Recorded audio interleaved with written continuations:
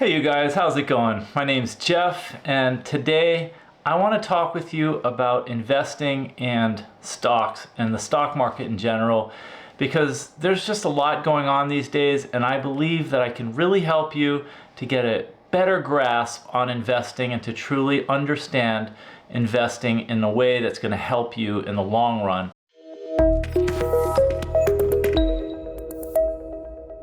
Now at the outset here, I just want to say this is not investing advice.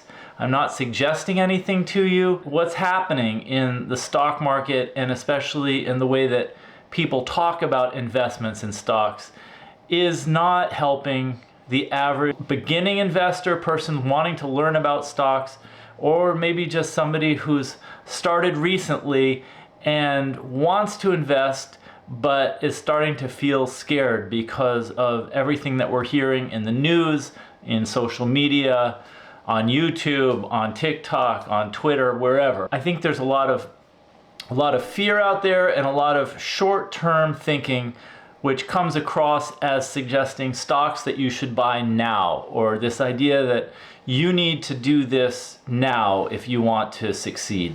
And I think it's entirely the wrong way to think about investing and to learn about investing. And so my hope is that by presenting this info to you guys, it will at least help you to think about things differently, because investing is really an ongoing, lifelong learning experience. And the most important part, the most important quality to investing successfully over a long period of time is to have the right temperament. It's to have the right psychological makeup. And you need to find out early on whether you possess these qualities or whether you don't. And if you don't, you either have to decide not to invest because it's not going to be a good idea and you'll be just a disaster, or figure out how you need to improve upon it so that you can succeed and last for the long term. So one of the things I think you should know about investing is it's all about compounding the value of your money. And compound interest is a very powerful force, but you can think about compounding like a snowball at the top of a hill. Wet snow, you pack it together, and just imagine rolling it down a hill. And you want that snowball to roll as far and as long and just gradually along this hill as long as you can get it to run, because as it rolls, it grows in size, and it just grows and grows and grows. So the best thing you can do as an investor is to start early, because that will give you a really long hill to roll your snowball on.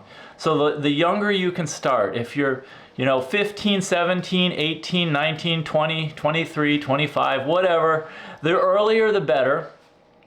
And the only other way to have a really long investing lifetime is to live a really long time. But none of us really know how long the life is going to last, but we can all have control over how early we start. So it doesn't really matter what your age is right now, but the sooner you can begin the process of getting this snowball rolling, getting that nice moist snow into a clump and sending it down your investing hill, the better off you'll be. You have to be prepared both financially and psychologically to own stocks.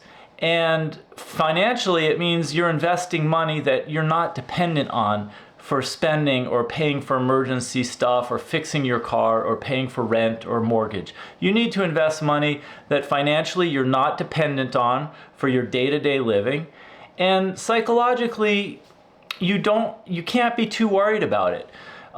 You can't pay attention to where your stock price is going every day or every week, because it will drive you crazy and you won't be happy and you'll be fixated on the wrong things.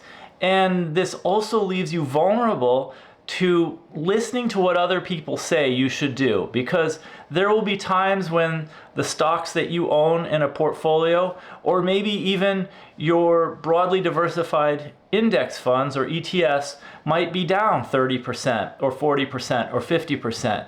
And you need to be able to shrug that off with equanimity, not worry about it, because a few times in a long investing career, you will see the stock prices, the quoted prices, plunge on occasion. And you need to not do anything, because if the companies are intact, if the companies are solid and they're profitable, the short-term market fluctuations, the changes in price should mean nothing to you.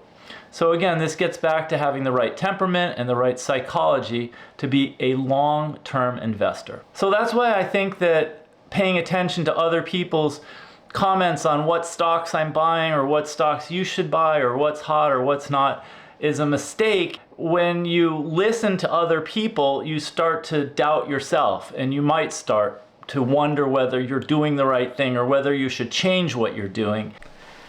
You should invest in something that you understand yourself, because if you don't understand it, then you're going to be affected by the next person that you talk to. So, you know, as I look at investing today, as I look at the stock market, I don't change anything. The market's highly unpredictable, so all I do is I stick with the plan that I made at the beginning of this year, which is every month, on the first of the month, I make an investment into a broad-based total stock market index fund ETF. And I choose VTI. It invests in the whole US stock market, large caps, medium caps, and small cap companies. And I also take a chunk of money and I invest it in a stock of a company that I understand well. And that's just what I do every month. And it's been a great thing this year because it's encouraged me to buy stock and to buy ETFs at times when normally I might be fearful or afraid of buying, because I might look at the market, the stock market, and try to learn something from it. But I'm not taking any messages. I'm not trying to understand it.